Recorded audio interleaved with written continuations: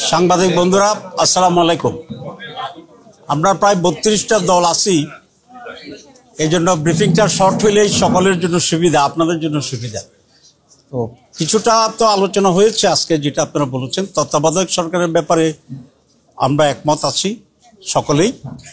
আর এটা তো অরিজিনালি বাংলাদেশ জামাত ইসলামীর এই প্রস্তাব ছিল। বাংলাদেশে প্রথম 1982 সালেই আমাদের তৎকালীন ভারপ্রাপ্ত আমির জনাব আব্বাস আলী খান সাহেব সাংবাদিক সম্মেলন করে এই তত্ত্বাবধায়ক সিস্টেমের কথা প্রপোজ করেছিলেন এবং এটা প্রণীত করেছিলেন আমাদের অধ্যাপক গোলাম আজম মহোদয়। তখন ইনি আমাদের আমিরে জামাত ছিলেন।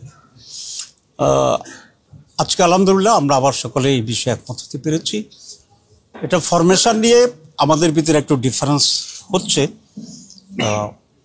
বাংলাদেশ জামাত ইসলামী যেটা বলেছে সেটা ফার্স্ট রিটার্নিং প্রধান বিচারপতি, এভাবে ওনাকে না পেলে বিচারপতি, আবার বিচারপতি, আবার বিচারপতি।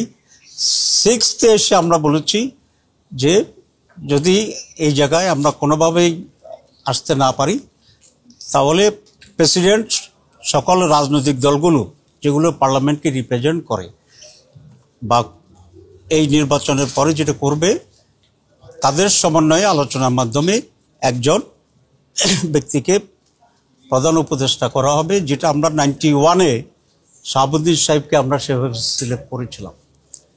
অনেকের প্রস্তাবিত ছিল এবং কমিশনেরও প্রস্তাব ছিল যে যদি এটা আমরা ফেল করি তাহলে প্রেসিডেন্টকেই তত্ত্বাবধায়ক সরকার হিসাবে আবার সে দায়িত্বটা দেওয়া। এক্ষেত্রে প্রায় সকলেই দ্বিমত পোষণ করেছে। টুকটাক একটু ডিফারেন্স আছে করার জন্য এবং আমরা এটার বিরোধিতা করেছি। আমরা মনে করি প্রেসিডেন্টকে জড়ালে আমাদের যে আবার অতীত একটা অভিজ্ঞতা আছে সেরকম জটিলতা তৈরি হতে পারে। আমি বেশি ব্যাখ্যা দিচ্ছি না, আপনারা এগুলো জানেন। এরপরে যে আলোচনাটা হয়েছে সকালে আমি এটা ব্রিফ করেছিলাম আপনাদেরকে যে আমরা প্রথম হাফে যেগুলো আমরা করেছিলাম এটা আমি রিপিট করতে চাই না। এখানে তত্ত্বাবধায়ক সরকারের ফরমেশনে যে সমস্ত ডিফারেন্সটা আছে এটা আগামীকাল আলোচনা হবে না, কমিশন বলেছে। এই পর্যায়ে স্থগিত থেকে এটা পরবর্তী আবার যে আলোচনা শুরু হবে তখন এই বিষয়ে আমরা একটা চূড়ান্ত সিদ্ধান্ত গ্রহণ করতে পারবো। তো আজকে বেসিক্যালি সকালে আমরা ঐকমত্য হয়েছে একটা বিষয়ে, যেটা ডিলিমিটেশনের ব্যাপারে আমরা বলেছিলাম।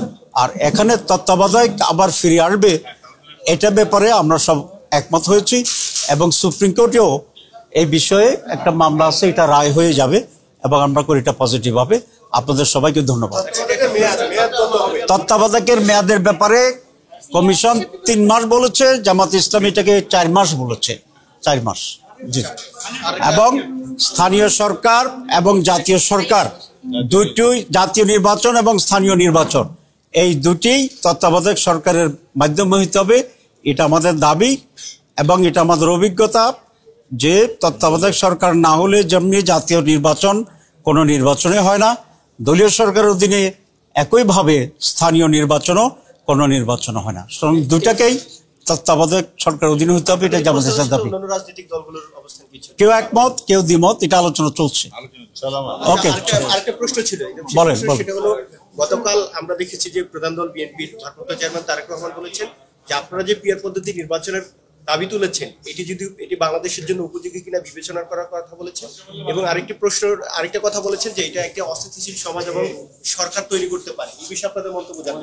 না, আমরা মনে করছি যে উনি যে বক্তব্য রেখেছেন এটা ওনার মত, উনি তো ওনার মত বলছেন, কিন্তু আমরা মনে করি এটাই সবচেয়ে বেশি উপযোগী এবং এটা সবচেয়ে বেশি রিপ্রেজেন্টেটিভ টাইপ হবে, সকলের অংশগ্রহণে এটা সত্যিকার প্রতিনিধিত্ব করবে এবং কালো টাকার প্রচার হবে, ফেসি শক্তির এখানে প্রয়োগটার এখানে কমে যাবে।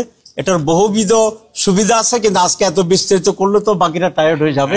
আমরা এটা আপনাদেরকে ব্যাখ্যা করব, but we are in favour of PR.